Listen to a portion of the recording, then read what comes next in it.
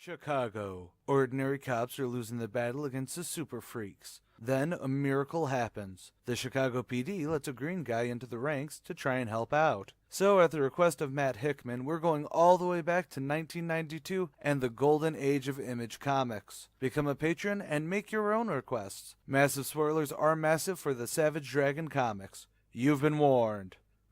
On with the show. The Dragon number 5. The final issue of this miniseries begins with Badrock in a holding cell, frustrated at being locked up for his foolish actions last issue, before he gets bailed out by two of his teammates from Youngblood, Shaft and Die Hard. Meanwhile, Dragon is heading back to his apartment. In the hall in front of his apartment door, Debbie sits crying. She's been locked out of her apartment after a fight with her mother, so Dragon allows her to stay in his apartment for the night.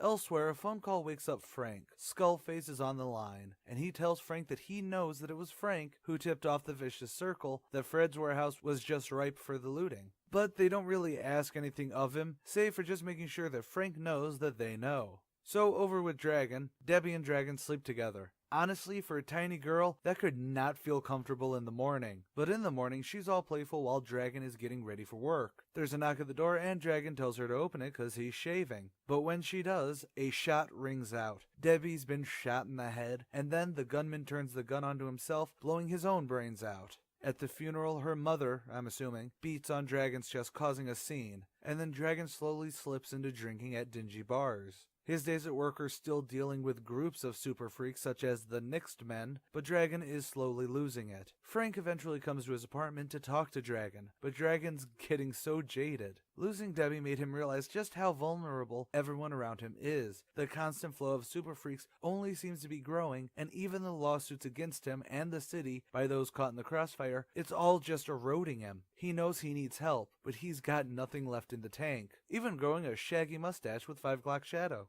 But that's the end of this issue, him becoming so exhausted with the unmoving golden shower his life has become.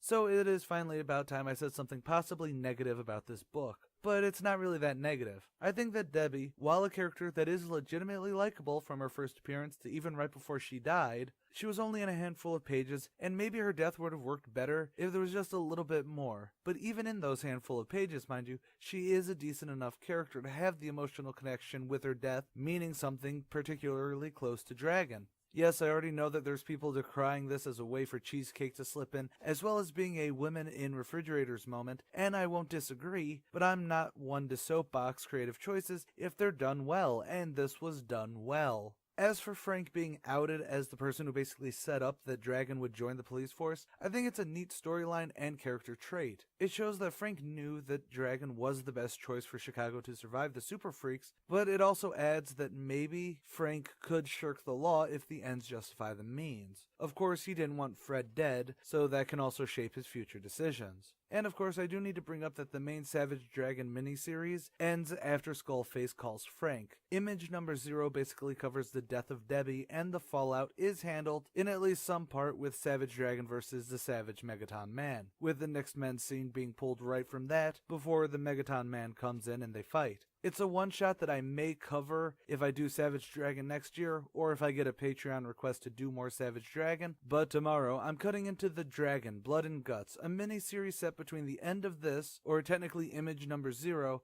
and Savage Dragon's ongoing. So come back tomorrow as we hop to 1995 for the midquel, all about the long spiral down that Dragon has ahead, or something like that. See you tomorrow, and as always, stay golden, Inklings.